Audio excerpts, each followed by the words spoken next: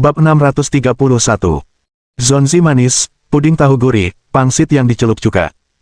Tuan Browning adalah pria terhormat, dia bukan majikan pertama saya. Sebelumnya, saya bekerja untuk seorang pemilik pabrik di ibu kota terbengkalai. Meskipun agak kasar membahas mantan majikan, harus saya akui bahwa dibandingkan dengan pemilik pabrik itu, Tuan Browning benar-benar orang suci. Oh, dan tentu saja, kami para pelayan memang sering berbincang tentang majikan kami. Setahu saya, Tuan Browning adalah yang terbaik dalam memperlakukan para pelayannya. Beliau mungkin memberi kami upah standar, tetapi beliau juga menyediakan hari libur dan istirahat yang cukup. Yang terpenting, beliau menghormati kami. Tuan-tuan, meskipun status kami mungkin rendah, diperintah setiap hari, kami tetap memiliki harga diri, dan Tuan Browning menghormati itu. Sedangkan untuk anak-anaknya, sebagai kepala pelayan profesional, saya yakin mereka tidak mungkin meneruskan warisan Tuan Browning. Ini bukan hanya soal kemampuan, tetapi juga soal sikap. Mereka kurang memiliki kesadaran sebagai seorang wirausahawan dan masih berada di bawah perlindungan Tuan Browning. Maaf, saya seharusnya tidak berbicara sebebas itu tentang atasan saya, tapi saya tidak bisa menahan diri, terutama karena Anda bilang saya boleh mengungkapkan pendapat saya. Kembali ke intinya, Tuan Browning adalah pria yang luar biasa, ramah terhadap semua orang, dan tampak semakin muda setelah pindah ke rumah besar ini, meskipun kekhasannya dalam hal makanan dan pakaian bisa jadi agak sulit dipahami.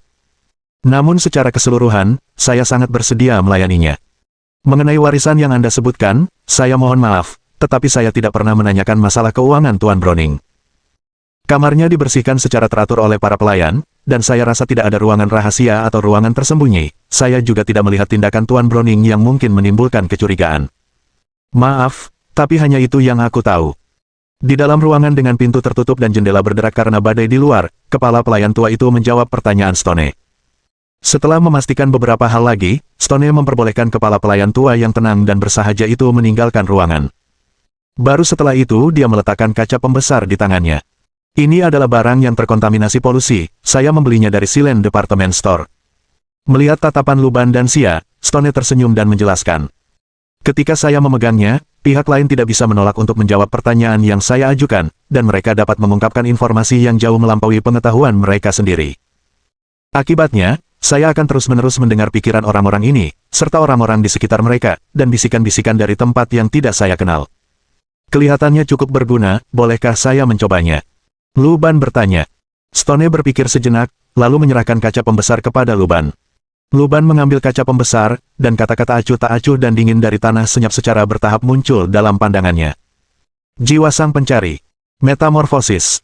Di negeri malam, selalu ada orang-orang yang penasaran tentang apa yang ada di balik hutan hitam. Mereka membangun menara-menara tinggi, menjinakkan makhluk-makhluk, semuanya demi menemukan jawaban. Di antara mereka, beberapa orang rela mengorbankan nyawa demi keingintahuan ini. Bagi para pencari ini, mendengar sang jalan di pagi hari dan mati di malam hari sudah cukup. Setelah jiwa mereka mengeras, mereka tidak hanya memperoleh pengetahuan, tetapi juga hati yang ingin tahu. Semakin haus akan pengetahuan, semakin dekat mereka dengan kebenaran. Peganglah, dan kau akan mendapatkan jawaban atas semua pertanyaan yang kau inginkan, bahkan lebih, jiwa yang haus akan pengetahuan takkan pernah berhenti mengejarnya. Selangkah lagi, dan semua jawaban akan menjadi milikku, kenapa tidak maju selangkah lagi? Jelas, ini mungkin peninggalan seorang terpilih oleh dewa yang tewas, kemungkinan dari negeri malam, seorang penyihir yang berupaya keras untuk memahami sepenuhnya sumber gelombang iblis dan metode untuk menangkalnya, tetapi akhirnya meninggal karena alasan yang tidak diketahui, meninggalkan benda luar biasa ini. Saat Luban memegang kaca pembesar, bisikan-bisikan tak jelas yang tak terhitung jumlahnya mencapai telinganya. Ia nyaris tak bisa membedakan beberapa suara itu milik Stone dan Xia, dan beberapa milik para pelayan lainnya. Gumaman-gumaman ini seperti pikiran batin mereka, namun juga seperti kebohongan yang disulap oleh makhluk-makhluk tak terlukiskan. Saat suara-suara ini semakin keras di tengah hiruk-pikuk itu, Luban tampaknya juga menangkap beberapa ucapan yang bahkan lebih aneh lagi. Seolah-olah itu panggilan dari dunia domain asing, sebuah puisi yang bergema dari bintang-bintang, dan Luban mendengarkan dengan saksama, bahasa-bahasa kacau itu mengalir begitu saja ke dalam otaknya, menyerang setiap celah korteks serebralnya. Luban menatap Stone, lalu tiba-tiba berbicara. Anda. Sebelum Luban bisa menyelesaikan pertanyaannya, Stone merasakan jantungnya berdebar kencang, dia agak terkejut, tetapi di saat yang sama, dia merasa lega karena itu adalah pertanyaan yang seharusnya ditanyakan oleh pihak lain. Dia sangat menyadari bahwa begitu Luban mendapatkan benda luar biasa itu, dia mungkin akan langsung bertanya tentang Cui Sitter, dan jika Stone ada di posisinya, dia akan melakukan hal yang sama. Lagi pula, bagaimana dia, yang awalnya seorang musuh, menjadi asisten Cui Sitter dan bagaimana dia mewarisi harta Cui Sitter setelah kepergiannya, hanyalah pertanyaan-pertanyaan yang hanya dapat dijawab oleh kata-kata Stone sendiri, tanpa ada orang lain yang dapat menguatkannya. Jika Stone berada di tempat mereka, dia mungkin akan bekerja sama meski menyimpan keraguan dan menemukan berbagai cara untuk menyelidiki dan akhirnya memastikan kebenaran. Dengan jiwa pencari di tangan, Stone pasti akan menggunakannya untuk menyelidiki. Memang, dia sebelumnya telah menggunakan benda luar biasa itu untuk mengonfirmasikan secara kasar pikiran Lu Ban dan Xia. Yang tidak diduga Stone adalah bahwa keduanya hampir mempercayai kata-kata Stone dan memperlakukannya sebagai kawan. Bagi Stone, yang tumbuh di tengah geng penipu, ini sangat sulit dipahami. Tentu saja, karena semua sahabat dalam misi kerjasamanya terdahulu telah musnah selama pelaksanaan misi tersebut, dia tidak pernah bertemu dengan sahabat lain untuk kedua kalinya, tentu saja dia tidak menyadari pentingnya sahabat di negeri sunyi. Jadi, ketika Lu Ban meminta untuk melihat kaca pembesar ini, Stone juga berpikir dia mungkin akan melakukannya. Namun karena hati nuraninya bersih, Stone memperkirakan Lu Ban mungkin tidak akan mengetahui apapun. Lu Ban terlihat sedang memeriksa kaca pembesar dengan seksama, lalu menatap Stone dengan saksama. Jadi, Anda menambahkan garam saat menggoreng telur, ujarnya. Stone terkejut, tidak langsung mengerti apa yang dibicarakan Lu Ban. Pangsit beras manis, puding tahu asin, pangsit yang dicelup cuka, hanya nasi yang sama denganku. Lu Ban mengucapkan kata-kata yang agak samar bagi Stone, dan setelah beberapa saat, ia menyadari, itu adalah kesukaan kulinernya sendiri. Apa sebenarnya yang ingin kamu katakan? Stone, tidak yakin apakah Lu Ban sedang menyelidikinya atau sungguh-sungguh acuh tak acuh, bertanya. Tidak masalah. Saat saya memegang kaca pembesar ini tadi, saya mendengar suara hati semua orang di ruangan itu, dan kemudian saya menyadari beberapa masalah. Lu Ban mengembalikan jiwa pencari ke batu dan kemudian melanjutkan. Di ruangan ini, ada orang lain, seseorang yang kita semua gagal perhatikan. Bab 632. Menguping pikiran. Mendengar kata-kata Lu Ban, Stone tiba-tiba tidak ingin bercanda lagi. Entah pangsit beras itu manis atau asin, atau puding kedelai itu asin atau manis, mereka tidak sebanding dengan apa yang baru saja dikatakan Lu Ban. Secara teori, kaca pembesar ini dapat mendengar pikiran orang-orang di sekitar. Tentu saja, pikiran-pikiran ini belum tentu sedang terjadi, bisa saja terpendam jauh di dalam hati, atau bahkan di alam bawah sadar. Dan di domain asing, selain manusia, ada berbagai macam monster, kerabat dewa jahat, makhluk-makhluk agung itu, penguasa kuno. Jika kau dengarkan baik-baik, kau memang bisa menggunakan alat ini untuk menghubungi entitas-entitas itu. Lu Ban menjelaskan. Ia tidak tahu apa yang telah dilakukan sang pilihan dewa itu, tetapi melihat kondisi kaca pembesarnya saat ini, hanya masalah waktu sebelum sang pilihan dewa jatuh ke dalam kegilaan. Rasa ingin tahunya membuatnya menanggung terlalu banyak pengetahuan, dan akhirnya kewarasannya mencapai nol. Entah ia bermutasi menjadi monster, atau ia langsung mati di tempat. Jika seseorang terus memegang kaca pembesar ini, kemungkinan besar mereka akan segera duduk berhadapan dengan para dewa dari wilayah asing untuk mengobrol baik-baik. Sebagai alat pengumpulan intelijen, metode penggunaan terbaik tentu saja adalah milik Stone, yang menggunakannya hanya sebentar untuk pertanyaan dan investigasi. Tentu saja, untuk orang seperti Lu Ban, ia bisa memahami lebih banyak informasi melalui perangkat ini. Lagi pula, kewarasannya sudah mencapai nol, tidak mungkin lebih rendah lagi. Jadi, aku baru saja mendengar pikiran semua orang di rumah besar ini. Jelas, ada satu orang tambahan. Dia bukan pelayan atau seseorang yang pernah kita temui. Lu Ban berkata dengan yakin. Siapa dia, kehendak Taoist Grand Cry, atau Biron itu? Stone bertanya dengan nada mendesak. Saat itu, hari sudah mulai terang, tetapi dalam badai yang tak henti-hentinya ini, bahkan siang hari pun tak luput dari kegelapan abadi. Lilin-lilin harus dinyalakan di dalam rumah agar dapat melihat sekeliling dengan jelas, dan di sudut-sudut yang tak terjangkau cahaya lilin, tampak seolah-olah monster-monster sedang berkeliaran dalam bayang-bayang. Itu belum pasti. Suara hati mereka tidak menunjukkan perbedaan yang jelas, tapi setidaknya kita bisa yakin bahwa orang yang membunuh Gaude adalah orang ini. Lu Ban menjawab. Mencari gumaman-gumaman spesifik di tengah-tengah sinyal-sinyal yang berantakan dari dewa jahat bukanlah tugas yang mudah. Sekalipun Lu Ban tidak akan mengalami kebingungan kognitif apapun akibat gumaman-gumaman ini, jika koneksinya terlalu lama dan menarik perhatian dewa jahat, maka permainan berakhir. Sambil memegang kaca pembesar, ia seperti anak laki-laki naif yang berteriak keras di tengah sekelompok pria tangguh berotot dan garang. Sulit untuk tidak menarik perhatian. Mustahil untuk memperhalus operasinya agar bisa menguping suara hati seseorang secara spesifik tanpa pemberitahuan. Kalau begitu, kejadian di rumah besar ini kemungkinan besar juga berkaitan dengan orang itu. Dia pasti berniat menyelesaikan ritual The Conjuring. Roh yang dipanggil oleh ritual conjuring ini kemungkinan besar bukan jiwa Browning, melainkan kehendak Taoist Grand Cry. Xia menambahkan, memang, hanya dengan menggunakan jiwa sebagai pengorbanan, seseorang dapat memanggil monster lumpur dari domain asing. Luban telah membaca 9 bab kitab rahasia Tangisan Bangau, dan dia hafal proses ritual pemanggilan monster lumpur. Persiapan ritual khusus dan polusi yang disebabkan oleh jiwa yang dikorbankan diperlukan untuk membuka jalur menuju domain asing. Berikut ini adalah beberapa gelar dan mantra yang berkaitan dengan dewa-dewi domain asing. Tidak semudah melantunkan beberapa nama, pada kenyataannya, mantra-mantra tersebut mengandung pengetahuan tentang penguasa kuno. Hanya dengan mendengarkan, merasakan, dan berpikir saja, seseorang akan terkena polusi. Tangisan Bangau Tao memiliki hubungan dekat dengan monster lumpur. Mungkin dialah yang menggunakan suatu metode untuk mengendalikan monster lumpur tersebut, sehingga semangat mereka dapat terus berlanjut di dalam lumpur. Luban secara singkat menceritakan kejadian di Wastelen kepada Stone dan Xia, menjelaskan bahwa monster lumpur tersebut mampu menyatukan keinginan makhluk yang mereka lahap ke dalam tubuh mereka sendiri, dan meniru kepribadian korban mereka hingga taraf tertentu. Dari sudut pandang ini, bisa jadi teriakan burung Bangau Tao yang asli telah lama dimangsa oleh monster lumpur yang dipanggilnya sendiri, tidak meninggalkan apapun kecuali monster yang menyamar sebagai teriakan burung Bangau Tao. Itulah sebabnya Luban berkata bahwa tidak masalah siapa yang mereka hadapi, apakah itu teriakan burung Bangau Tao atau monster lumpur, pendekatannya sama. Tapi menghadapi monster lumpur itu, kita tidak punya cara yang bagus untuk menemukannya. Xia menggunakan mantra deteksi lagi, tetapi untuk monster lumpur, yang dapat menirunya dengan sempurna, kecuali jika menyerang orang lain, tidak ada cara mudah untuk menemukannya. Jika itu benar-benar monster, itu, aku mungkin punya beberapa metode. Pada titik ini, Stone mengangkat tangannya. Dia melirik Luban dan Xia, terdiam sesaat, dan setelah 2 kilatan petir, Stone berkata dengan suara yang dalam. Seperti yang kalian berdua ketahui, setiap anggota Chosen by Gods akan menerima all-in setelah memasusi Silent Lens, yang memungkinkan mereka untuk melempar dadu takdir sekali di saat paling genting untuk mengubah takdir mereka. Selain itu, setiap anggota Chosen by Gods juga akan memperoleh kemampuan inheren yang sesuai dengan profesi yang mereka pilih. Sama seperti Mimic Solar Flare, milik Tuan Cuisiter, yang merupakan revolver yang kuat. Dia menatap mereka berdua. Tidak perlu menyebutkan Luban, kekuatan, perjanjian, telah ditunjukkan berkali-kali, dan meskipun Xia tidak berbicara dengan jelas, dia pasti memiliki kemampuan inheren yang serupa. Seperti yang kau tahu, aku telah terpapar oleh hal-hal supranatural, atau lebih tepatnya, terkontaminasi oleh domain asing bahkan sebelum aku menjadi orang pilihan dewa. Stone memperlihatkan senyum pahit, membawa sedikit kesan ketidakberdayaan.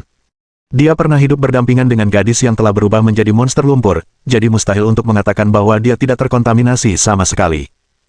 Jika bukan karena menjadi terpilih oleh dewa, Stone mungkin sudah takluk pada kegilaan yang disebabkan oleh kontaminasi alien ini.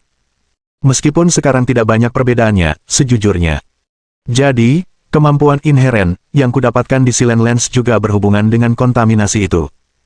Stone mengangkat tangannya, dan di suatu tempat yang tak terlihat oleh Xia dan Luban, muncul sebuah buku catatan kecil. Catatan musim panas, salah satu aspek kemampuan inheren ku, memungkinkanku melacak target yang ditentukan dengan cermat, asalkan aku telah menyentuh benda yang terkait dengan target tersebut. Selama aku punya petunjuk, aku bisa menemukan targetnya. Tampaknya Stone telah memilih profesi detektif. Berbeda dengan pendekatan detektif Cuisiter yang penuh kekerasan, kemampuannya benar-benar berguna untuk memecahkan kasus. Kemampuan ini kurang praktis. Misalnya, saat ini, untuk melacak monster lumpur, aku perlu menyentuh sebagian tubuhnya. Mungkin terdengar seperti hal yang tidak penting, dan itulah mengapa aku tidak langsung menggunakan kemampuan ini. Kilatan guntur menggelegar, cahaya petir menyinari profil Stone, membuat separuh wajahnya kembali menjadi bayangan. Namun, jika kita yakin ini adalah pekerjaan monster lumpur, sekarang aku punya ide.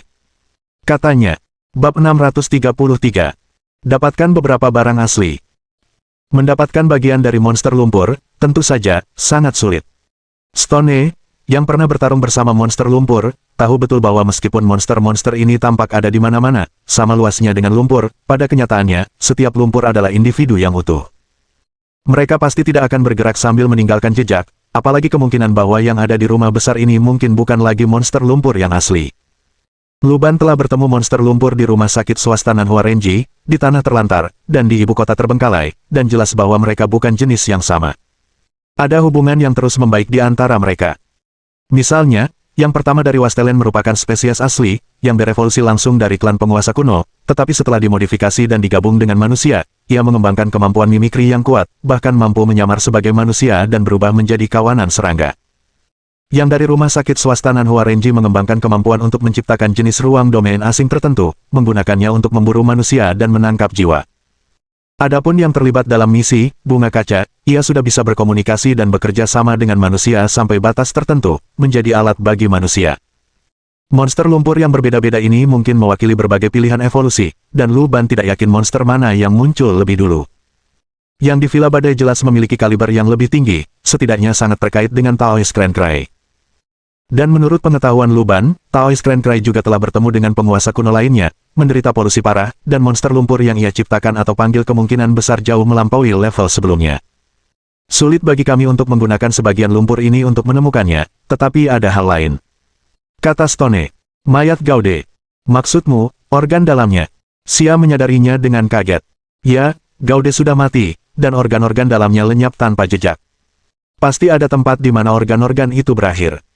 Jika monster lumpur menelannya, dengan melacak Gaude, kita bisa menemukan lokasi organ-organnya. Stone menyarankan, dengan alasan bahwa meskipun organ-organ itu telah diasimilasi oleh monster lumpur, mereka tetaplah organ Gaude. Karena monster lumpur tidak meninggalkan tetesan apapun, mereka tidak punya pilihan selain memulai dari korban malang ini. Dengan pemikiran itu, mereka bertiga segera menuju ke kamar Gaude. Jasadnya belum menghilang dan masih terbaring di tempat tidur dengan posisi yang tragis. Semalaman penuh dan cuaca di luar berbadai, sementara di dalam terasa lembab. Jasad Gaude mulai membusuk, mengeluarkan bau busuk yang menyengat di atas bau darah, bau seperti ikan asin yang terlupakan di talenan selama beberapa hari. Sekali hirup saja bisa langsung membuat orang muntah. Bahkan di lorong, baunya sudah menyebar. Stone mengerutkan kening sedikit, mengeluarkan masker dan sarung tangan dari saku mantelnya, memakainya, dan mendekati mayat itu.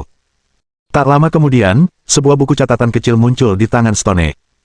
Bersamaan dengan itu, tangan kanannya yang bersarung tangan meraih tubuh Gaude dan menggenggam segenggam daging yang membusuk. Menjijikkan sekali. Lu Ban berkomentar. Tutup mulutmu. Stone melirik Lu Ban, daging yang membusuk di tangannya sudah setengah membusuk, membentuk pasta setengah padat yang menempel di tangannya dengan rasa mual. Di dunia Lu Ban, orang normal mungkin harus mandi selama 3 hari 3 malam berturut-turut untuk menghilangkan efek psikologis dari menyentuh benda-benda seperti itu. Tetapi pada saat itu, beberapa baris teks dan sketsa kasar muncul di buku catatan Stone. Stone segera menyadari bahwa itu adalah skema Storm Villa, dan tempat yang ditunjukkan oleh skema itu adalah ruang bawah tanah. Di dalam ruang bawah tanah, organ-organ internal Gaude ditempatkan. Mengenai bagaimana kondisi organ-organ itu, sulit dikatakan. Ketiganya saling bertukar pandang. Hari masih pagi, dan masih ada beberapa hari lagi sampai malam pemanggilan jiwa, jadi mereka punya banyak waktu untuk menyelidiki. Stone adalah orang pertama yang menemukan pengurus rumah tangga tua itu dan mengutarakan niatnya untuk menyelidiki Storm Villa dan memperoleh kunci ruang bawah tanah. Gudang anggur bawah tanah terletak di lantai bawah, dan setiap rumah bangsawan cenderung memiliki satu gudang seperti itu. Terkadang, koleksi anggur itu sendiri merupakan bagian dari nilai properti, bahkan beberapa orang kaya membeli seluruh villa khusus untuk menyimpan anggur berharga di dalamnya. Namun, Storm Villa tidak memiliki reputasi seperti itu. Gudang anggur di sini biasa saja, bahkan sederhana. Semakin ke bawah, semakin lembab, lumut di sudut-sudutnya dan plester yang mengelupas di dinding semakin terlihat. Semakin dalam, bau busuk itu, yang mungkin berasal dari dasar laut, semakin menyengat. Tempat itu seakan diresapi air laut, membasahi udara itu sendiri. Dalam kondisi seperti itu, Lu Ban tentu tidak percaya anggur berkualitas dapat disimpan. Tidak berjamur saja sudah merupakan suatu keberuntungan.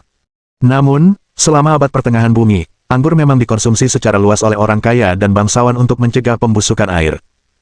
Anggur pada masa itu menyerupai jus buah encer, hambar, dan hambar, jadi mungkin memang ada beberapa anggur berkualitas yang tersembunyi di gudang bawah tanah ini. Sesampainya di pintu masuk gudang anggur, Lu Ban hanya bisa mencium bau air laut yang asin dan terus-menerus, tidak tercium bau darah atau pembusukan. Dengan menggunakan kunci, mereka membuka pintu kayu tua dan kokoh itu dan menampakkan ruang bawah tanah penuh tong kayu ek. Udara di sini bahkan lebih baik daripada di luar, ada aroma samar kayu ek dan bau debu. Tuan Browning pasti tidak terlalu suka minum. Lu Ban mengetuk salah satu tong, menimbulkan gema tumpul. Tong itu terdengar penuh, yang membuat seseorang ingin segera membukanya dan mencicipi isinya. Ketiganya segera memeriksa gudang anggur dan, terbukti, mereka tidak menemukan isi perut Gaude maupun tanda-tanda monster lumpur. Stone membuka buku catatan hantunya. Pandangannya beralih ke setiap tong hingga akhirnya tertuju pada satu tong yang terletak di tengah rak. Sambil mencabut revolvernya, Stone memberi isyarat dengan matanya ke arah tong kayu ek tersebut. Xia mengangkat tangannya, siap untuk mengeluarkan sihir kapan saja. Lu Ban mengeluarkan testamen. Jika pihak lain berani melawan, dia siap memberikan mantra sejati penguasa kuno kepada mereka. Aku akan pergi. Xia mengatakan, sebagai petarung terkuat di antara ketiganya, dia mengambil alih pimpinan. Tong kayu ek itu tampak biasa saja, tidak berbeda dengan tong anggur lainnya. Xia pertama kali menggunakan mantra deteksi, tetapi umpan baliknya tidak signifikan. Mendekati tong itu dengan hati-hati, Xia meletakkan tangannya di depan tong itu, di mana udara berputar di telapak tangannya. Mantra ledakan kekosongan mistral. Mantra yang sangat merusak itu menghantam tong kayu ek secara tiba-tiba. Sebelum Stone sempat bereaksi, tong itu meledak. Namun, tidak ada percikan anggur. Sebaliknya, Stone melihat seseorang meringkuk di dalam tong itu. Orang itu, yang tampak berusia 30-an, kurus kering dengan tulang pipi tinggi dan rambut kuning kusam. Ia tampak seperti telah dipaksa masuk ke dalam tong dan melompat keluar akibat ledakan. Begitu melihat Lu Ban dan yang lainnya, dia segera mengangkat tangannya sebagai tanda menyerah. Jangan bunuh aku diundang ke sini, namaku Biron. Bab 634. Salut militer Prancis. Pria itu tampak pucat, dan Lu Ban tidak mengenalinya, dia jelas juga tidak mengenali Lu Ban dan yang lainnya. Apakah kamu Biron? Stone menjaga jarak dari pria itu, dengan revolvernya masih diarahkan ke Biron. Ya, namaku Biron, aku bertugas mengelola malam pemanggilan jiwa Tuan Browning, aku diundang untuk tugas ini. Pria itu berkata sambil menatap moncong senjata Stone yang gelap, tangannya terangkat tinggi, memberi hormat militer Prancis. Bagaimana kamu bisa bersembunyi di dalam tong? Xia bertanya langsung. Entahlah, aku sedang dalam perjalanan ke sini naik mobil, tertidur di jalan, dan ketika terbangun, aku mendapati diriku terjebak di dalam tong. Sekeras apapun aku berteriak, tidak ada yang menjawab sampai kalian muncul, dan itu sungguh luar biasa. Biron tersenyum, giginya putih sangat kontras dengan penampilannya. Mendengar penjelasan yang jelas-jelas meragukan ini, Stone melirik Lu Ban dan Xia. Menurut pencarianku, organ dalam Gaude ada di dalam dirinya. Apa, Tuan Gaude? Biron, bingung, bertanya dengan ekspresi bingung. Di dalam diriku, bagaimana itu mungkin? Apakah kamu keturunan Taoist Clan Cry? Sejujurnya, Stone sudah siap menarik pelatuknya, ia tak menyangka akan menemukan Biron secepat ini. Logikanya, Biron seharusnya menjadi pelaku utama, dan jika ia ingin menyelesaikan misinya, cara termudah adalah mencari tahu cara membunuh Biron. Tanpa keturunan Taoist Clan Cry, pemanggilan tidak akan terjadi. Mereka hanya perlu menunggu sampai hari ke-9, dan misinya akan otomatis selesai, manis. Semacam, tidak, aku tidak menganggap diriku seperti itu. Seperti yang kau tahu, urusan Taoist Clan Cry adalah hal yang tabu di ibu kota terbengkalai. Aku hanya mencoba-coba beberapa trik dasarnya, mempelajari beberapa trik, sungguh. Sebenarnya, aku hanyalah seorang aktor yang disewa Tuan Gaude untuk berpura-pura.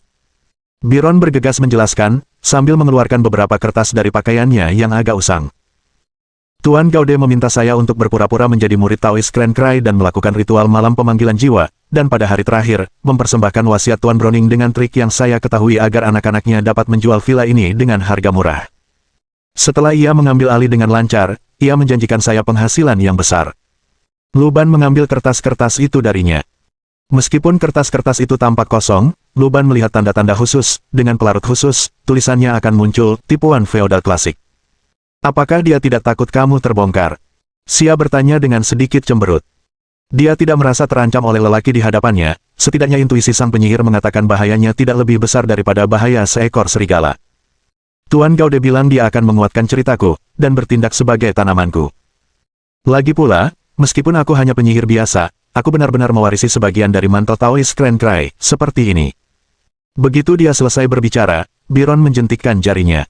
Di ujung jarinya, percikan muncul, singkat, ya, tetapi tentu bukan sesuatu yang bisa dilakukan oleh orang biasa. Saya menemukan satu halaman tulisan Taoist Clan Cry, yang berisi beberapa mantra sederhana. Saya mencobanya dan cepat menguasainya. Berkat tulisan ini, saya bisa berkolaborasi dengan Tuan Gaude. Kapan terakhir kali Anda melihat Tuan Gaude? Stone merogoh saku mantel berkancing gandanya dan perlahan-lahan menggenggam kaca pembesar.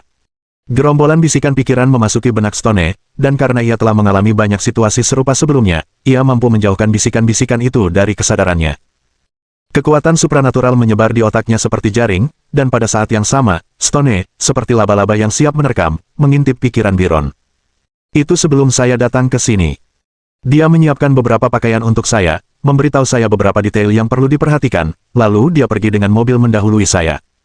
Menurut Pak Gaude, kami tidak bisa tiba di waktu yang sama. Biron berbicara dengan sangat tulus, sambil melirik lagi ke moncong revolver Stone. Kakak, bisakah kamu letakkan benda itu sebentar? Aku jadi gugup. Stone memasukkan revolvernya ke dalam sarungnya dan melanjutkan pertanyaannya. Kamu bilang kamu tertidur di dalam tong dan terus berteriak minta tolong, tapi kenapa kamu tidak bereaksi sekarang? Jelas, ketika mereka bertiga berjalan ke gudang anggur, Biron tidak mengeluarkan suara apapun. Orang-orang memang lelah, loh. Saking ngantuknya, aku sampai tertidur lagi. Kalau saja tadi tidak berisik, mungkin aku masih tidur. Ucap Biron berkelakar sambil berusaha melangkah maju, tetapi melihat ekspresi wajah Sia di sebelahnya, ia pun patuh melangkah mundur ke tempat asalnya. Tuan Gaude sudah meninggal. Luban tiba-tiba angkat bicara, membuat Stone menoleh ke arah rekannya. Awalnya, Stone tidak berencana memberitahu Biron tentang kematian Tuan Gaude. Ia ingin menggunakannya sebagai dasar untuk menggali informasi, untuk melihat apakah Biron akan membocorkan rahasia atau membocorkan rahasianya, tetapi ia tidak menyangka Luban akan membocorkan informasi itu secara langsung. Apa? Tuan Gaude sudah meninggal. Biron tampak tercengang. Ia melirik ketiga orang itu satu persatu, dan akhirnya tatapannya tertuju pada Luban, yang telah mengabarkan berita itu kepadanya. Benarkah? Tunggu, kenapa Tuan Gaude bisa meninggal? Bukankah ini hanya pemakaman biasa? Pada saat ini, Luban dengan sangat serius dan formal menepuk bahu Biron. Sebenarnya, Andalah yang membunuh Tuan Gaude. Kami yakin Anda mungkin memiliki kepribadian ganda. Saat Anda tidak sadarkan diri, Anda membunuh Tuan Gaude dan bersembunyi di sini. Kami detektif, dan saya harap Anda bersedia bekerja sama dalam penyelidikan kami. Biron merasa sulit mempercayainya. Aku, kepribadian ganda. Aku membunuh Tuan Gaude. Kau pasti bercanda. Tidak, Tuan Biron, kami detektif profesional dan kami tidak bercanda. Berdasarkan beberapa metode investigasi khusus, kami menemukan bahwa Anda telah memakan organ dalam Tuan Gaude. Dengan mengikuti jejak organ-organ tersebut, kami menemukan tempat ini. Luban berkata tanpa ragu. Mendengar ini, mata Biron terbelalak. Apa yang kau katakan? Aku menghabiskan, Dia nampaknya merasakan ada yang mengganjal di tenggorokannya, tersedak 2 kali, dan kemudian batuk keras seakan berusaha memuntahkan sesuatu dari perutnya. Melihat reaksi Biron, ketiganya saling memandang. Organ-organ Tuan Gaude memang ada di dalam tubuhnya, kata Stone singkat. Tapi apa yang dia katakan bukanlah kebohongan, aku bisa melihat pengalaman yang telah dia alami dari kata-katanya. Kita sekarang punya 2 pilihan, Sia mengangkat 2 jari. Pertama, kita bisa menghabisinya. Dia mungkin tiruan yang dibentuk oleh monster lumpur, atau mungkin dia benar-benar kambing hitam yang tidak bersalah. Tapi membunuhnya terlebih dahulu tentu akan menyederhanakan masalah kita. Kedua, kita tahan dia dan minta informasi lebih lanjut. Dia mungkin memang dipenjara di sini karena suatu alasan khusus, dan dia bahkan bisa menjadi kunci untuk menyelesaikan masalah ini. Begitu mendengar kata-kata Sia, Biron langsung mengangkat tangannya. Tunggu dulu, aku akan bicara, aku akan menceritakan semuanya. Aku benar-benar tidak membunuh Gaude, aku juga tidak memakannya. Aku tidak bersalah. Bab 635. Biarkan aku memeriksamu secara fisik. Melihat penampilan Biron, Stone sekali lagi memegang kaca pembesar. Kamu mengulangi semua yang kamu dan Gaude diskusikan, persis seperti yang terjadi. Mendengar perkataan Stone, Biron langsung menceritakan segalanya tentang bagaimana ia membuat nama untuk dirinya sendiri, bagaimana Gaude menemukannya, dan bagaimana mereka berdua merencanakan rencana mereka. Rencana Gaude persis seperti yang dijelaskan Biron sebelumnya, sangat sederhana, mereka akan menggunakan The Conjuring, karya Biron untuk menghasilkan tulisan di kertas melalui tipu daya, meyakinkan keluarga Tuan Browning untuk menjual rumah besar itu sehingga Gaude dapat membelinya dengan harga murah. Namun, yang mengkhawatirkan adalah bahwa semua perencanaan ini telah disusun dalam waktu kurang dari sehari. Lagi pula, Browning sendiri baru saja meninggal dunia, dan hari ini baru hari ketiga. Gaude segera menghubungi Biron dan tiba di Storm Villa setelah mengetahui kematian Browning, yang mana terjadi dengan sangat cepat, seolah-olah dia telah mengetahui sebelumnya bahwa Browning akan meninggal saat itu. Sejujurnya, menurut Stone, Biron penuh dengan keraguan. Mengapa ia tertidur di jalan, kemana perginya kusir yang mengantarnya, mengapa semua pelayan tidak tahu apa-apa tentang ini, bagaimana Biron bisa dikurung dalam tong dan ditempatkan di ruang bawah tanah yang terkunci, mengapa tidak seorang pun mendengar teriakannya minta tolong, semua hal ini sungguh aneh. Daripada mempercayai Biron, akan lebih masuk akal untuk mengharapkan hujan deras di Storm Villa berhenti dan polisi tiba. Namun, di bawah kekuatan, Soul of the Shaker, kata-kata Biron tidak salah, dia memang telah mengalami hal-hal ini. Kecuali kalau Biron sudah tahu sebelumnya kalau orang pilihan dewa akan datang ke sini, dan juga tahu kalau Stone punya benda luar biasa ini, lalu sengaja menciptakan kenangan seperti itu dengan cara tertentu. Kalau tidak, Biron hanyalah penipu biasa yang terlibat secara tidak sengaja. Adapun organ-organ Gaude di dalam dirinya, biarkan aku membantunya dengan pemeriksaan tubuhnya. Luban dan Stone memikirkan hal yang sama, dan dia berkata, memeriksa tubuhnya. Biron menatap Luban dan secara naluriah mengambil setengah langkah mundur, menjaga tubuhnya. Biarkan aku melihat seberapa baik perkembanganmu. Luban melangkah maju.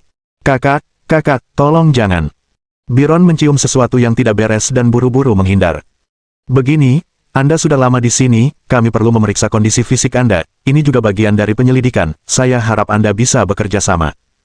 Stone memberikan alasan atas perilaku Luban.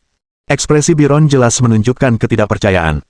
Tetapi setelah memikirkan revolver Stone, dia dengan patuh berdiri diam dan menutup matanya. Saat berikutnya, Luban mulai dari tangan kanannya, berubah menjadi gumpalan daging dan darah lengket yang memasuki lubang hidung dan mulut Biron. Setelah menjelajahi bagian dalam tubuh Biron, Luban berubah kembali ke bentuk manusia. Tentu saja, ia juga meninggalkan sebagian dirinya di dalam tubuh Biron untuk memantau tindakannya. Tidak ada sisa organ di dalamnya, dan selain cairan lambung, tidak ada apapun di perutnya, dia jelas tidak memakan organ Gaude. Luban menyimpulkan, sudah kubilang, bagaimana mungkin aku membunuh seseorang, apalagi memakannya. Biron menimpali. Kamu ikut dengan kami untuk saat ini. Stone menyuruh Biron mengikuti mereka kembali ke atas, mencari ruangan untuk menguncinya, dan menyuruh kepala pelayan tua membawakannya air dan makanan. Apakah ada yang pernah ke gudang anggur selama ini? Stone bertanya pada kepala pelayan tua itu.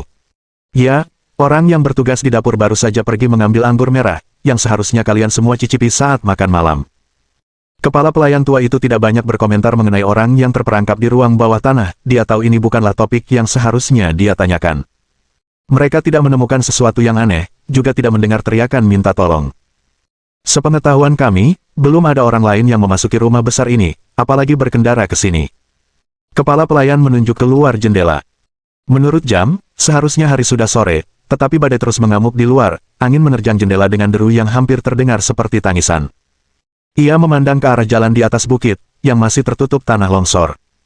Hanya ada satu jalan bagi mobil untuk naik gunung. Untuk sampai ke sana dengan mobil, kita harus melewati jalan ini, jadi kita bisa yakin tidak ada orang lain yang datang. Kata kepala pelayan tua itu dengan yakin. Pada saat yang sama, dia melirik jam di lorong dengan ekspresi khawatir. Sepertinya polisi tidak akan bisa datang untuk beberapa waktu, cuacanya terlalu buruk. Saya sudah bekerja di sini selama beberapa tahun dan belum pernah melihat badai seperti ini. Dia tidak meragukan kata-kata Stone, yang menghubungkan ketidakhadiran polisi dengan cuaca buruk. Jadi, kamu yakin tidak ada seorang pun yang bisa menyelinap ke gudang anggur itu? Sia menatap kepala pelayan tua itu, mencoba memahami sesuatu dari ekspresinya, namun sayangnya, kepala pelayan itu tampak sungguh-sungguh tulus, tidak menunjukkan tanda-tanda tipu daya. Saya yakin, Bu. Kepala pelayan tua itu mengangguk. Saat itulah mereka mendengar suara langkah kaki yang tergesa-gesa. Luban melihat Lorne, dengan ekspresi cemas di wajahnya, sedang berjalan cepat ke arah mereka, sambil memegang pistol di tangannya. Kudengar kau menemukan orang asing di ruang bawah tanah. Dia pasti pembunuh yang membunuh Gaude dan pelaku utama yang mengurung kita di sini, aku akan membunuhnya. Lorne tampak gelisah, dan jelas bahwa kegelisahannya bertambah parah karena rumah besar itu, sehingga dia datang dengan marah untuk menghukum orang tersebut setelah mengetahui situasi Biron. Namun, keresahannya mereda setelah melihat Luban dan Sia. Lagi pula, meski emosinya memuncak, Lorne paham bahwa mereka berdua tidak akan berpikir jernih seperti Stone, yang langsung bertindak jika terjadi perselisihan sekecil apapun, jadi dia langsung mundur. Orang yang muncul tiba-tiba ini pasti orang yang berbahaya, kita harus menginterogasinya secara menyeluruh dan tidak membiarkannya meninggalkan ruangan ini. Lorne mengubah nada bicaranya. Dia dikurung. Stone menunjuk ke arah pintu yang tertutup rapat. Dia belum tentu pembunuh Tuan Gaude. Meskipun mengaku sebagai murid Taoist Grand Cry, dia sebenarnya hanyalah seorang penipu. Lagi pula, dia dikurung di dalam tong selama ini. Dilihat dari waktu dan kemampuan kejahatannya, dia bukanlah pembunuh Tuan Gaude. Mendengar penjelasan Stone, ekspresi Lorne berubah. Dia murid Taoist Grand Cry, ya Biron. Tapi Master Biron seharusnya bisa melakukan The Conjuring, dia pasti kuat, kan? Bagaimana mungkin dia? Lorne tidak mengerti. Dia bekerja sama dengan Gaude untuk mencoba merebut warisan Tuan Browning, untuk mengambil alih rumah besar ini. Stone menjelaskan secara singkat. Mendengar ini, Lorne melompat. Apa, Gaude mau ngambil tempat ini? Mustahil. Bajingan itu. Enak aja. Mereka saling bunuh, pantas saja mereka dihukum. Dia langsung mengumpat keras-keras, seakan-akan keinginannya dulu untuk membalas dendam kepada Gaude membuatnya merasa bodoh. Juga, berkat informasinya, kita sekarang tahu bahwa memang ada warisan dari Taoist Grand Cry di rumah besar ini, dan Gaude mungkin sudah tahu cara mendapatkannya. Stone melanjutkan. Bab 636. Kesulitan ada di sini. Malam. Hujan turun deras sekali. Hujan yang panjang dan deras ini telah menjadi kebisingan latar belakang yang abadi, karena air banjir yang terkumpul di gunung terus-menerus turun dengan deras, membuat tanah menjadi lunak dan berlumpur, menjadi banjir bandang, membersihkan setiap pohon di hutan. Pemandangan seperti itu bahkan membuat pemirsa percaya bahwa tebing dan jurang tempat villa itu berada terbentuk karena erosi yang tiada henti selama bertahun-tahun. Di dalam rumah, Biron sedang makan makanan di mangkuknya. Sup daging dan roti, hidangan yang biasa disajikan para pelayan, dan Biron tidak pilih-pilih. Sebagai pria yang terbiasa dengan kehidupan di sungai dan danau, ia bisa berbincang-bincang di jamuan makan atau mengobrol santai dengan para juru masak di dapur. Ia melahap makanannya dengan lahap, membuat Sia merasa lapar hanya dengan melihatnya. Berikan aku sebagian juga. Jadi, Sia meminta porsi kepada seorang pelayan dan memakannya bersama Biron. Biron merobek roti dan merendamnya dalam sup sebelum memasukkannya ke dalam mulut dan bahkan mengisap jarinya, menikmati rasanya. Sia mengikutinya dan mulai makan dengan cara yang sama. Roti ini punya cita rasa yang pernah saya cicipi di tepi hutan hitam, terutama di malam hujan, menyalakan api unggun, duduk di tenda, menyantap roti dengan sup, sungguh nikmat. Sia berkomentar, saat kamu lapar, makanan pokok seperti ini adalah yang paling bisa memuaskanmu. Biron mengangguk setuju. Setelah mereka berdua kenyang dengan makanan dan anggur, Biron bahkan meminta segelas anggur merah, menenggaknya tanpa keanggunan apapun dan bersendawa puas sebelum menutup matanya, merenungkan semuanya. Gaude sebenarnya tidak menceritakan semua hal tentang perkebunan ini secara detail, tetapi agar aku bisa bertindak seperti seorang master, dia tetap berbagi beberapa rahasia yang telah ditemukannya. Kau tahu, selain trik, aku harus menunjukkan semacam kemampuan prediksi atau kekuatan super, agar mereka percaya aku bisa berhasil memanggil jiwa, kata Biron seefisien seorang penjual asuransi. Misalnya, lukisan-lukisan di gedung ini bukan sekadar dekorasi, melainkan digunakan untuk menekan sesuatu. Alasan lukisan-lukisan ini, yang dari ibu kota kuno, kan, digunakan adalah karena kekuatan yang perlu ditekan tidak sejalan dengan apa yang diwakili oleh ibu kota kuno. Mendengar perkataan Biron, Stone agak bingung, tetapi Luban dan Sia saling bertukar pandang penuh pengertian. Setelah menyaksikan Demat Mansran, mereka mengetahui bahwa karya-karya ibu kota kuno diciptakan untuk menyenangkan makhluk ilahi yang tersegel, dan lebih jauh lagi, karya-karya itu telah dipenuhi dengan aura seorang penguasa kuno. Sekarang, menurut kata-kata Biron, penguasa kuno yang senang dengan pekerjaan ibu kota kuno dan penguasa kuno yang ditekan di dalam rumah besar ini bukanlah orang yang sama dan bahkan dapat dianggap sebagai musuh, yang cukup menggugah pikiran. Ibu kota yang terbengkalai juga menampung penguasa kuno yang berbeda, dan keberadaan mereka mungkin sedikit lebih jelas. Beberapa penguasa kuno hadir di wilayah asing tempat asal Luban, tetapi sejauh pengetahuan Luban, mereka semua disegel, atau setidaknya di wilayah pengetahuannya, tidak ada penguasa kuno yang saat ini berjalan di bumi.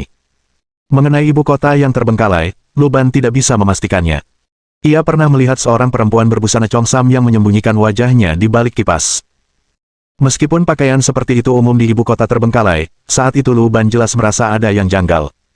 Jika dipikir-pikir lagi, mungkin itu adalah sosok yang berpangkat tinggi. Terlebih lagi, ketika dia melihat banyak sekali mata penguasa ibu kota terbengkalai, mereka tidak menandingi penguasa kuno yang tertidur di balik gerbang ibu kota kuno yang dijaga ketat. Ada kemungkinan bahwa ibu kota terbengkalai juga memiliki lebih dari satu penguasa kuno.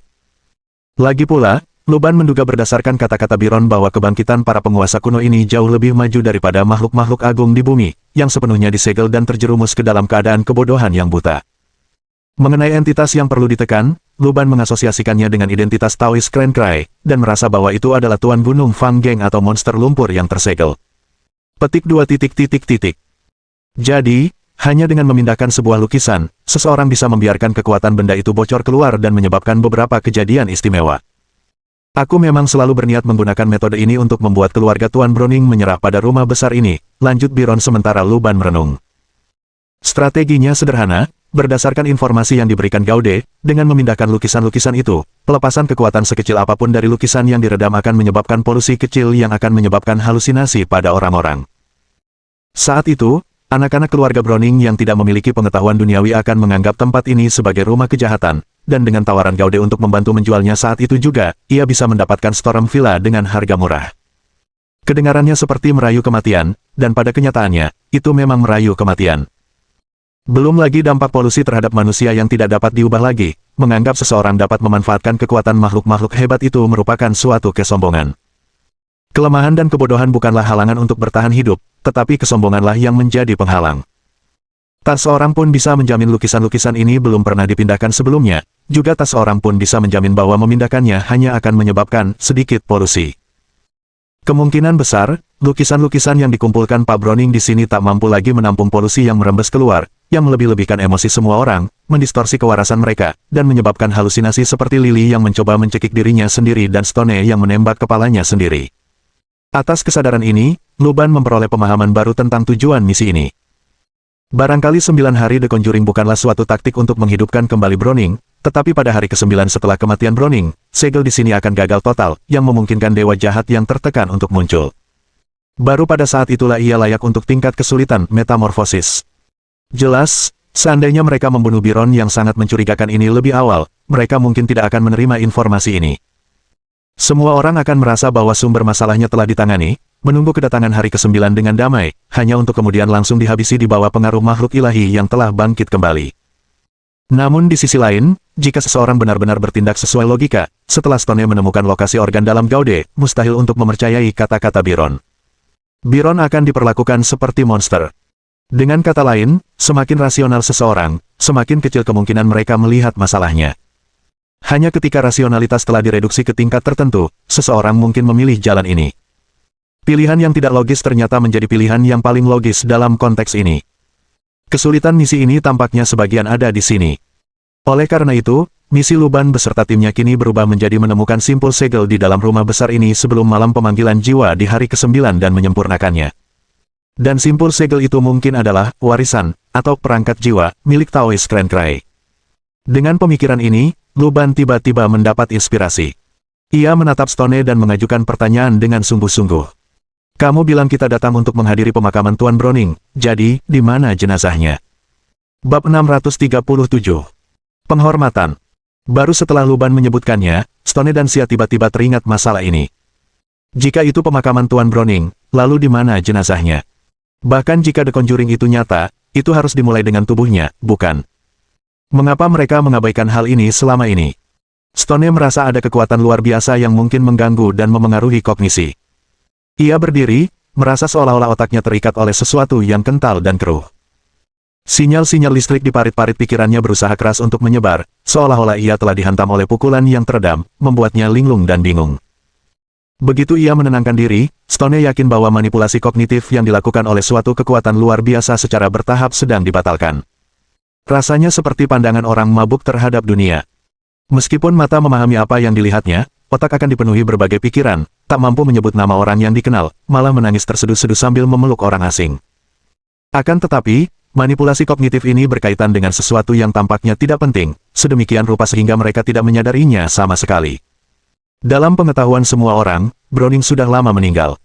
Menyelidiki jasadnya tidaklah penting, yang terpenting adalah menemukan perangkat jiwa atau warisan yang ditinggalkan Taoist Crancrai di sini. Tetapi apakah itu benar-benar tidak penting?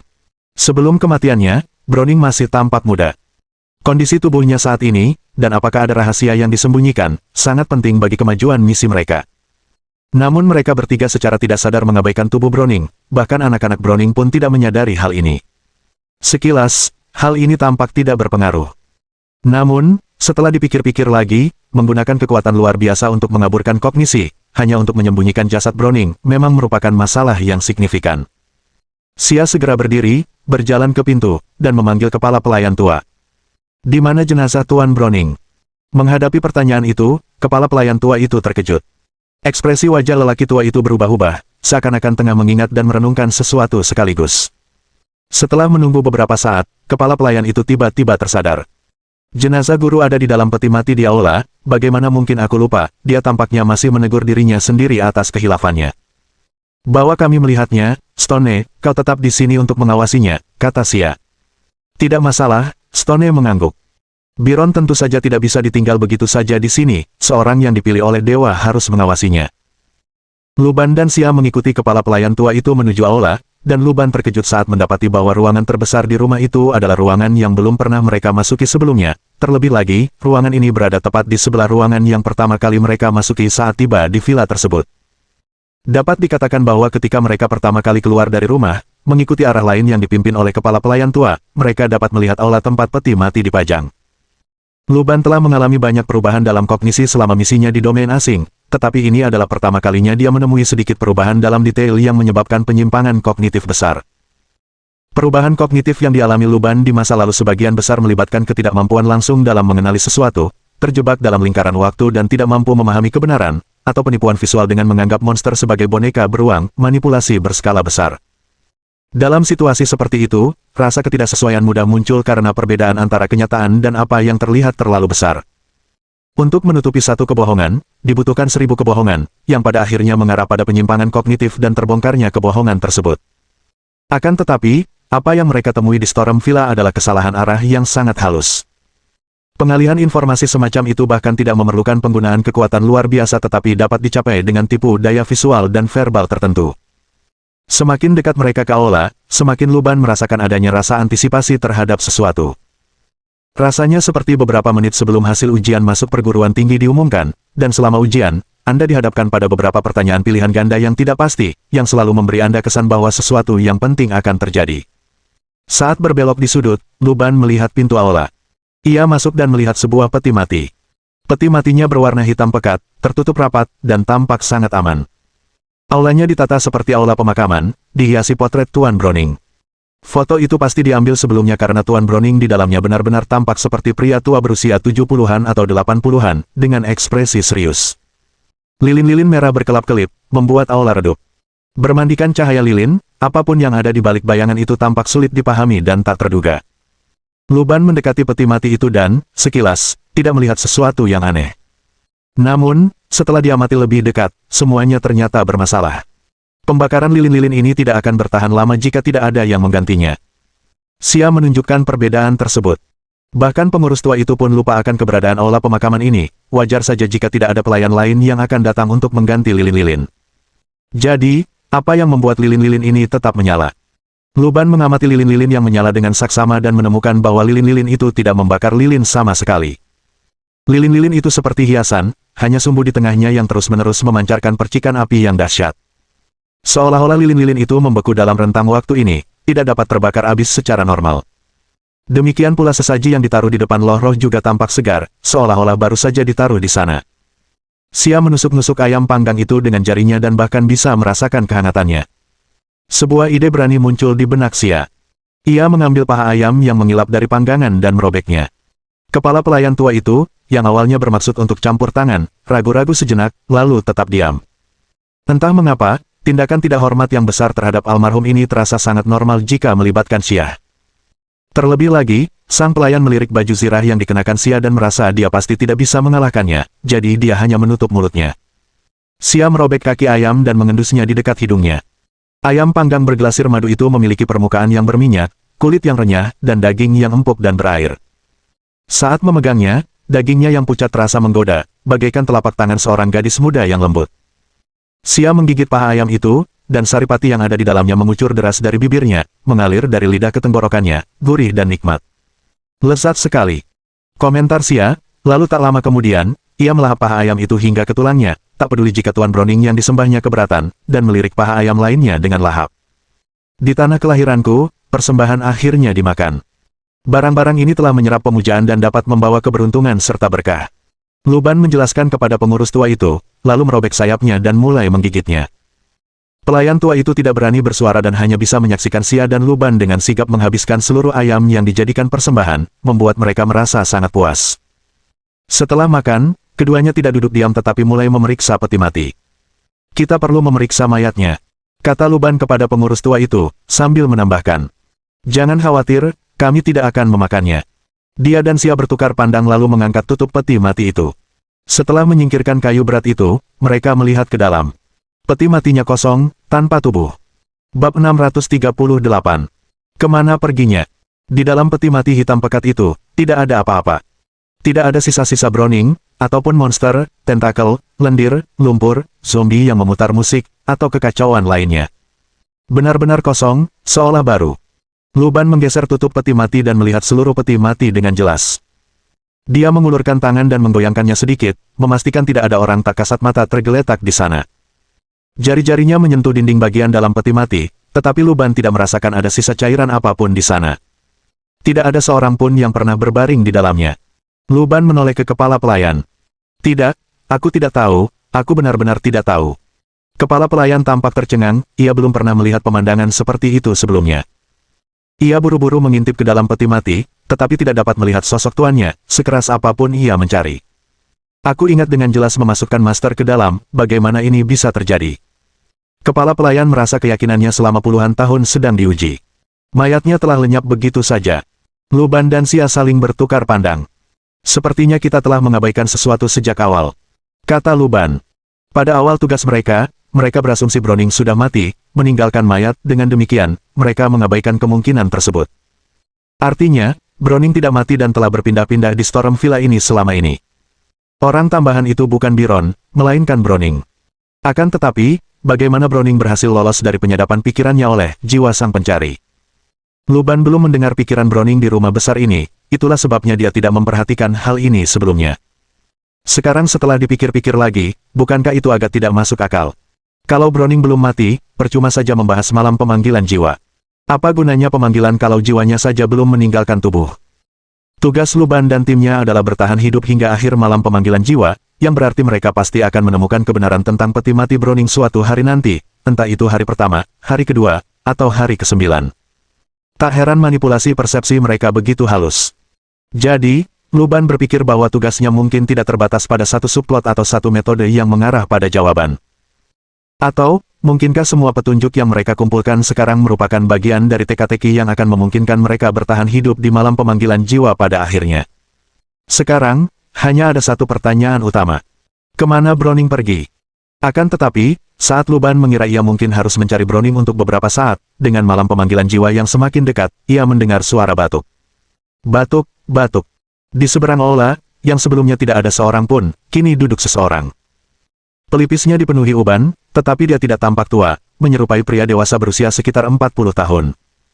Dia mengenakan setelan tua dan longgar, bersandar pada tongkat, dan memiliki senyum ramah di wajahnya yang akan membuat siapapun berpikir dia hanya seorang tetua biasa yang tahu nasibnya. Namun, Luban langsung mengenalinya. Lagi pula, potret hitam putih itu masih tergantung di sisi lain. Itu memang Browning. Kau membuat kemajuan yang jauh lebih cepat dalam penyelidikanmu daripada yang kukira. Kupikir setidaknya butuh 7 atau 8 hari sebelum kau menemukan ini. Browning berkata dengan tenang. Di luar, angin menderu, membuat jendela berderak keras, dan gemuruh guntur menggelegar, sementara kilat menerangi aula yang sunyi. Di tengah cahaya lilin yang berkelap-kelip, mata Browning sedalam jurang tak berujung, seolah-olah ada cahaya yang berkelap-kelip di dalamnya. Memikirkan kau bisa menemukan Byron sungguh di luar dugaanku. Bagaimana kau tahu dia terkunci di dalam tong? Browning bertanya dengan santai, saat ini dia tidak menyerupai seseorang yang seharusnya sudah meninggal, tetapi lebih seperti seorang guru yang mengajukan pertanyaan kepada murid-muridnya, tenang dan percaya diri. Kami memiliki beberapa benda luar biasa yang dapat mendeteksi sisa-sisa Gaude, dan dari sana kami menemukan sesuatu di gudang anggur bawah tanah. Luban menjawab, sambil memberi isyarat kepada Xia agar tidak bertindak dulu, karena ada sesuatu yang memberitahunya bahwa Browning bukanlah entitas yang dapat mereka tangani, atau lebih tepatnya, orang yang duduk di hadapan mereka mungkin bukan Browning manusia biasa, melainkan makhluk yang lebih tinggi. Barang luar biasa. Browning memperhatikan Luban dengan saksama seolah-olah dia sedang berpikir pada saat yang sama. Villa Badai ini mengandalkan lukisan-lukisan dari ibu kota kuno untuk menekan makhluk-makhluk tertentu. Aku ingin tahu, apakah kau yang ditekan, atau yang melakukan penindasan? Memanfaatkan keheningan orang lain, Luban bertanya. Aku memanggil Stone karena aku ingin menyelesaikan masalah di sini. Tanpa diduga, kau hampir mengungkap rahasia terdalam Storm Villa. Browning tidak menjawab pertanyaan Luban, tetapi malah bergumam pada dirinya sendiri. Sepertinya detektif memang tidak bisa diandalkan. Mereka selalu punya rasa ingin tahu yang melebihi orang biasa, selalu ingin mengungkap kebenaran suatu peristiwa. Mereka tidak akan pernah percaya pada akhir yang tampak sempurna di permukaan, hanya mengungkap kebenaran yang paling brutal dengan tangan mereka sendiri. Jadi itu berarti kamulah yang ditekan. Luban dengan cepat memahami makna di balik kata-kata Browning. Tertekan. Sama sekali tidak. Browning tertawa, namun tidak ada senyum di matanya. Ini bukan level di mana dia perlu menekanku. Alasan aku tinggal di sini adalah karena aku takut pada makhluk-makhluk sejati yang berjalan di bumi. Makhluk sejati yang berjalan di bumi. Apakah kau mengatakan bahwa ibu kota terbengkalai benar-benar telah membangkitkan para dewa? Minat Luban terusik. Dugaannya sebelumnya adalah bahwa ciri khas ibu kota terbengkalai itu mungkin adalah dewa-dewa yang benar-benar telah terbangun yang berjalan di bumi, persis seperti ribuan mata yang telah dilihatnya. Kini, menurut Browning, dugaan Luban mungkin benar. Memiliki dewa yang berjalan itu beruntung, setidaknya para pengunjung dari domain asing akan kesulitan mencemari penduduk domain asing ini. Namun, memiliki dewa seperti itu juga sial karena kehadirannya saja sudah menciptakan polusi. Bibir Browning melengkung ke atas, nadanya agak sedih saat berbicara. Lagi pula, yang di sini adalah makhluk dengan rasa cemburu yang sangat kuat.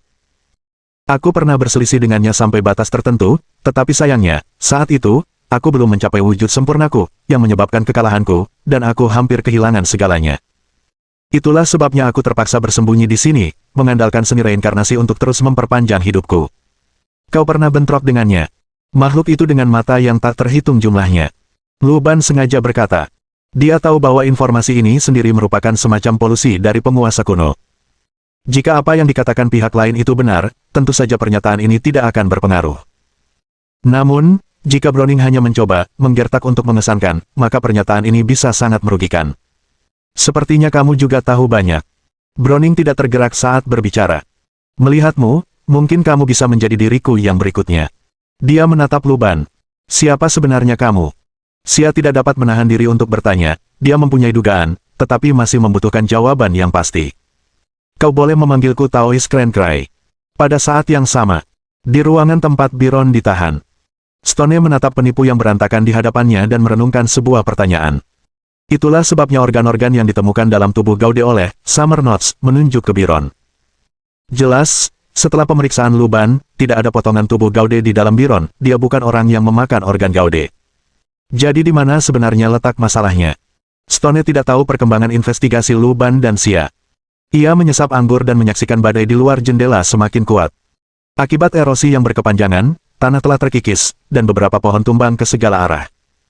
Pohon-pohon ini menumpuk dan menghalangi jalan, membuat perjalanan mendaki gunung menjadi semakin sulit.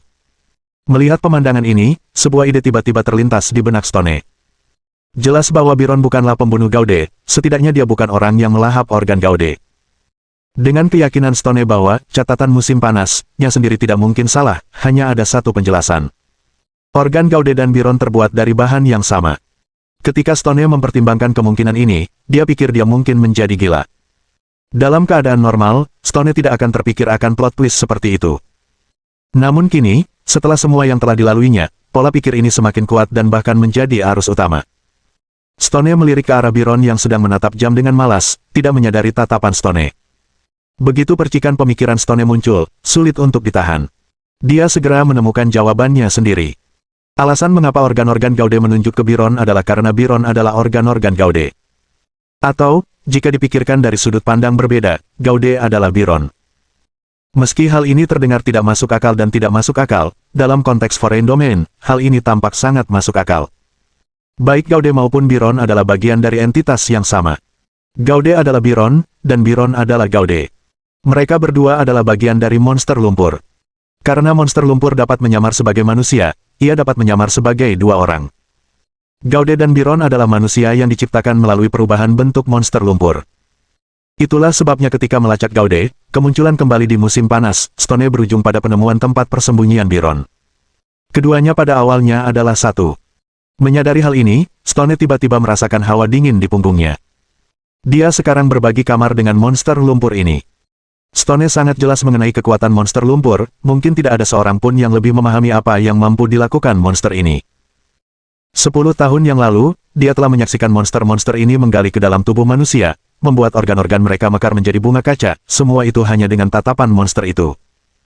Meskipun Stone tahu cara berinteraksi dengan monster-monster ini dan cara menghindari bahayanya, hal itu sama sekali tidak mengurangi bahayanya. Ada apa? Biron tiba-tiba bertanya, sambil mengalihkan pandangannya dari bandul jam yang berosilasi ke Stone. Saya sudah punya pikiran. Stone dengan tenang menoleh untuk melihat Biron. Tahukah kamu bagaimana detektif melakukan penyelidikan mereka? Mana mungkin aku tahu, Pak. Aku cuma gelandangan. Biron sedikit mengernyit, menunjukkan ketidakpastiannya. Ketika detektif menangani sebuah kasus, mereka harus percaya terlebih dahulu. Kata Stone dengan sungguh-sungguh. Percaya. Bukankah seharusnya ragu? Byron merasa aneh dan bertanya dengan rasa ingin tahu. Jika kita memilih untuk ragu, maka semua orang dan hal patut diragukan, semua bukti dan kesaksian bisa dibantah, dan tidak akan ada kebenaran di dunia ini. Proses investigasi tidak akan pernah bisa berjalan dengan baik. Kata Stone sambil meletakkan kedua tangannya di atas meja, memberikan Byron rasa aman. Oleh karena itu, langkah pertama dalam investigasi adalah mempercayai kesaksian setiap saksi, mengakui setiap bukti, dan menggunakannya untuk merekonstruksi kasus. Tetapi bukankah itu akan menimbulkan kontradiksi? Byron bertanya dengan ragu. Stone menjawab, ketika semua kesaksian dan bukti digabungkan dan muncul kontradiksi, kita dapat mengidentifikasi target yang patut dicurigai. Dengan menyelidiki inkonsistensi ini, kita akan mengetahui siapa yang berbohong. Metode yang bagus. Byron tidak dapat menahan diri untuk berkata, ya, jadi saya sudah bertanya kepada Tuan Gaude, kepala pelayannya. Beliau mengatakan bahwa selama periode ini, tidak ada kendaraan yang pernah tiba di Storm Villa. Jika kita berasumsi apa yang beliau katakan benar, maka selain kami, tidak ada orang lain yang datang ke sini dengan mobil selama periode ini. Batu diartikulasikan secara perlahan. Tapi menurut pernyataan Anda, Tuan Byron, Anda pingsan dalam perjalanan ke sini dan terbangun mendapati diri Anda berada di dalam tong, dan Tuan Gaude tiba sebelum Anda. Jadi, pasti ada kendaraan yang membawa Anda ke Storm Villa, yang bertentangan dengan kesaksian kepala pelayan. Apakah kamu bilang aku berbohong padamu? Byron tiba-tiba menjadi gugup, menarik tangannya, tampak sangat gelisah. Tapi menurut penyelidikanku, kau tidak berbohong, mobil memang membawamu ke sini, dan kau memang dimasukkan ke dalam tong sampai kami menemukan dan melepaskanmu. Stone memandang Byron. Disitulah letak kontradiksinya.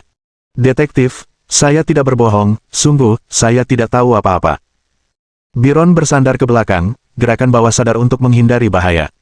Saya yakin baik Anda maupun Tuan Gaude, kepala pelayan itu, tidak berbohong. Stone merenung. Hanya saja ada beberapa penyimpangan di antaranya. Byron tampak bingung. Sederhananya, Anda memang datang ke sini atas undangan Tuan Gaude, Anda memang datang dengan mobil, dan Anda memang kehilangan kesadaran di sepanjang jalan, tetapi itu bukan dalam beberapa hari terakhir. Stone menjelaskan. Kau sudah lama dipilih Gaude sebagai bahan untuk ritual ini. Aku tidak tahu mengapa dia memilihmu, mungkin karena kau menemukan tulisan-tulisan Taoist Cry, atau karena alasan lain. Dia mengarang alasan agar kau datang ke sini untuk melakukan The Conjuring. Lalu, dalam perjalanan, kau pingsan dan terkunci di dalam tong, yang disimpan di ruang bawah tanah sampai sekarang. Aku tidak bisa memastikan sudah berapa lama, tapi melihat semua pengaturan ini, mungkin saja saat rumah besar itu dijual ke Browning, kau sudah terkunci di ruang bawah tanah. Mendengar kata-kata Stone, Byron semakin bingung. Jika memang benar seperti yang dikatakan Stone, seharusnya dia sudah mati kelaparan sejak lama. Itu benar. Stone, melihat keraguan Byron, menjelaskan dengan cepat. Karena kamu bukan lagi manusia. Dia menghubungkan semua bagian menjadi satu. Saat Byron tak sadarkan diri, ia telah dimangsa oleh monster lumpur yang merenggut jiwa dan ingatannya, dan Gaude sendirilah yang menjadi dalang utama di balik semua itu. Setelah Gaude menderita luka parah, monster lumpur, untuk menyembunyikan dirinya, mengaktifkan kesadaran Byron di dalam tong, berpura-pura tidak mengetahui apapun, tersembunyi di dalam pikiran bawah sadar Gaude. Jelas, Gaude perlu menyembunyikan sesuatu. Apa yang disembunyikannya? Saat Stone merenungkan pertanyaan ini, kilat menyambar, dan ia melihat ekspresi Byron terus berubah.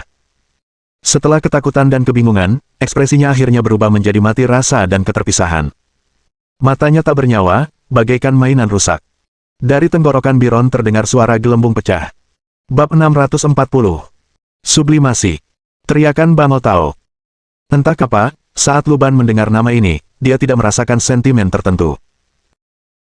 Mungkin karena dia sudah mengetahui secara garis besar identitas orang tersebut dan telah menyaksikan proses bagaimana mereka berubah dari orang biasa menjadi wujud mereka saat ini. Rasanya seperti melihat ketua geng yang garang dan tampak menakutkan, seolah-olah mereka bisa mulai memotong anggota tubuh orang lain hanya karena perselisihan sekecil apapun. Tetapi jika Anda memperhatikan mereka sejak mereka masih memakai popok dan berlarian di sekitar lingkungan sambil membawa dot, Anda akan merasakan hal yang sama seperti yang dirasakan Luban sekarang. Akan tetapi, Pendeta Talcrencry jelas telah mengalami banyak hal, dan dia tidak mengingat Luban, tidak diketahui apakah akan ada reaksi dari orang lain jika Luban menyebutkan bahwa dia dulu berlari di jalanan dengan celana terbelah saat dia masih kecil. Apakah kamu tahu Talcrencry? Luban bertanya, seolah mencari konfirmasi. Menurutmu seperti apa Taoist Grand Cry itu? Naik menjadi abadi? Atau sudah membusuk menjadi debu? Browning tampaknya salah memahami maksud Luban dan membalas dengan sebuah pertanyaan. Ia tidak menunggu Luban menjawab sebelum melanjutkan penjelasannya. Sublimasi adalah jenis transformasi khusus yang memungkinkan seseorang melepaskan belenggu kedagingan untuk mencapai eksistensi yang benar-benar lebih tinggi. Dalam situasi ini, eksistensi saya tidak lagi terbatas pada hal-hal materi. Browning menjelaskan. Perkataannya diwarnai dengan kontaminasi, menyebabkan Xia sedikit mengerutkan kening, tetapi bagi Xia, yang telah mempelajari sihir, pernyataan Browning tidak terlalu tidak masuk akal dan masih dapat diterima. Kesadaran manusia juga bergantung pada materi. Tanpa materi, kesadaran manusia tak mungkin dibicarakan. Jika seseorang ingin mencapai kehidupan abadi, jika seseorang ingin menyublimkan dirinya, ia harus terlebih dahulu meninggalkan dagingnya sendiri, termasuk seluruh diri materialnya. Browning berkata, lalu tiba-tiba muncul sebuah pisau kecil. Ia mengambil pisau itu dan mengiris jarinya sendiri. Mata pisau yang tajam itu mengiris kulit dan menusuk daging, berderit di tulang. Kemudian, ia memotong seluruh jari di sendinya, meletakkannya di telapak tangannya, dan memainkannya. Daging itu lemah dan pahit, dan bahkan monster-monster itu pun pada akhirnya tak bisa lepas dari kehancuran, katanya, merujuk pada monster lumpur. Tampaknya Taoist Grand Cry memang telah menggunakan isi, Kitab Suci Rahasia 7 Bab Xuan Jun, untuk memanggil monster lumpur dan mencoba menyatukan kehendaknya dengan mereka. Namun, dia tidak berhasil, atau dia telah mempertahankan keinginannya dengan menggunakan beberapa metode, atau dia telah membuktikan melalui eksperimen bahwa metode tersebut tidak dapat diandalkan. Selama masih ada tubuh yang bisa dihancurkan, seseorang masih jauh dari keabadian. Beberapa orang bodoh, memperkuat tubuh secara membabi buta, menginginkan tubuh yang ditempa melalui ribuan cobaan, ingin mengandalkan kekuatan mereka sendiri untuk menghancurkan segalanya, tetapi mereka keliru. Browning melemparkan potongan jari itu ke dalam mulutnya seolah-olah itu adalah biskuit, mengunyahnya, dan menelannya. Kepala pelayan tua di samping mereka, dengan mata penuh darah, telah jatuh ke tanah, tampak seolah-olah ia telah dipukul puluhan kali di dalam lonceng, tidak mampu bereaksi terhadap dunia luar. Melihat kepala pelayan tua itu seperti itu, Xia melancarkan pukulan dan membuatnya pingsan agar dia terhindar dari kontaminasi lebih lanjut. Sublimasi yang kau bicarakan, apakah itu merujuk pada proses mengubah manusia biasa menjadi dewa? Bagaimana itu dicapai? Luban bertanya dengan tenang. Dia tahu betul bahwa Taoist Grand Cry tidak menimbulkan ancaman bagi mereka saat ini. Kalau tidak, mengingat kondisi Taoist Grand Cry sendiri, dia tidak perlu mengobrol dengan Luban dan yang lainnya di sini. Fakta bahwa pihak lain bersedia berkomunikasi menunjukkan bahwa ia memiliki semacam permintaan. Menggabungkan fakta bahwa pendeta Tao Grand Cry mengatakan dia bersembunyi di sini, dan menggunakan lukisan ibu kota kuno untuk menyembunyikan sesuatu, Luban merasa pasti ada beberapa mata rantai yang hilang yang belum dia temukan. Pertanyaanmu bagus, kata Browning sambil tersenyum. Luka di jarinya yang terpotong sembuh dengan cepat, lalu jari baru tumbuh, lebih cepat daripada pertumbuhan rumput Luban, tidak menunjukkan perbedaan di antara keduanya. Apa itu Tuhan? Browning bertanya balik.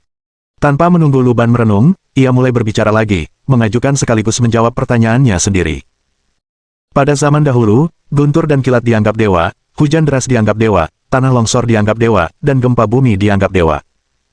Manusia memuja fenomena alam, sehingga mereka dianggap dewa, tetapi kita jelas tahu bahwa fenomena-fenomena ini bukanlah dewa. Mereka tidak memiliki kehendak sendiri dan hanyalah personifikasi dari aturan-aturan. Luban telah membaca tentang hal ini dalam buku-buku cerita rakyat dan mitologi. Kepercayaan dan mitos paling awal umat manusia berawal dari kekaguman terhadap alam. Jadi, jika guntur dan kilat memiliki kehendak, apakah itu bisa disebut dewa sejati? Browning bertanya. Luban hampir seketika teringat pada entitas aneh di dunianya sendiri. Seperti yang kita semua tahu, entitas-entitas aneh itu adalah personifikasi dari aturan, mereka tidak dapat dihancurkan, melainkan hanya dipindahkan dari satu tempat ke tempat lain. Jika entitas-entitas aneh ini terbangun kesadarannya, maka mereka memang dapat dianggap sebagai dewa dalam hak mereka sendiri. Yang disebut sublimasi adalah proses mengubah diri menjadi sebuah konsep. Selain mereka yang terlahir sebagai penguasa kuno, dewa wilayah luar, atau makhluk gaib dari zaman kuno, makhluk biasa yang ingin berkuasa abadi mau tidak mau harus mengubah diri menjadi konsep. Browning menjentikkan jarinya, dan api muncul di tangannya. Jika aku menganugerahkan konsep api pada sebuah peradaban, maka aku akan menjadi dewa api. Namun, aku tidak hidup dengan bergantung pada orang-orang ini, itu karena aku sendiri adalah inkarnasi api. Tentu saja, di hamparan luas domain asing, terdapat alam tanpa konsep api, seperti alam yang hanya terdiri dari jurang tak berujung dan air laut, tempat kejahatan bersembunyi di bawah ombak. Dunia seperti itu tidak memiliki konsep api, dan pengaruh para dewa yang bergantung padanya akan berkurang. Jadi, kau ada di Abandon Capital berdasarkan konsep Taoist Grand Cry. Xia dengan cepat memahami apa yang dimaksud Browning. Begitu teriakan Bangau Tao menjadi teriakan Bangau Tao, bahkan jika tubuh fisiknya musnah, selama namanya terus dilantunkan, teriakan Bangau Tao akan abadi.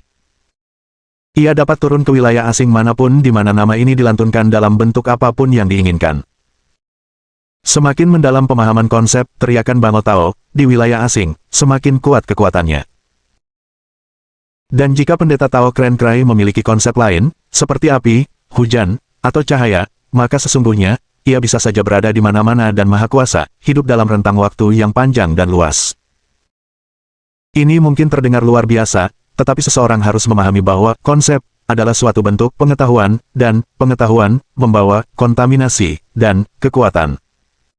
Menjadi sebuah konsep sama halnya dengan menjadi kontaminasi. Itulah sebabnya mengapa semua penguasa kuno itu membawa kontaminasi yang kuat, bahkan sekilas pandang saja dapat menyebabkan seseorang kehilangan kewarasan dan jatuh ke dalam kegilaan. Inilah hakikat sublimasi. Kamu sangat cerdas, dan itulah mengapa aku berkomunikasi denganmu. Browning menopang kakinya dengan posisi angka 4, mencondongkan kepalanya sedikit ke depan saat dia bertanya. Apakah kamu ingin membuat kesepakatan denganku? Mohon dukungan dari omom ante-ante sekalian, buat subscribe atau sharekan novel Mimin ke Facebook kalian, agar channel Mimin bisa terus berkembang. Dengan begitu, Mimin bisa lebih semangat untuk up novel seru lain ke depannya. Buat teman-teman yang sudah subscribe dan sharekan novel Mimin, Mimin ucapkan terima kasih sebanyak-banyaknya. Sekiranya teman-teman menghadapi masalah video diputar dalam bahasa Inggris, coba pada bahasa Inggris melalui Shine. Semasa mendengarkan, pencet tombol setting di atas kanan video, pilih audio track dan tukar bahasa.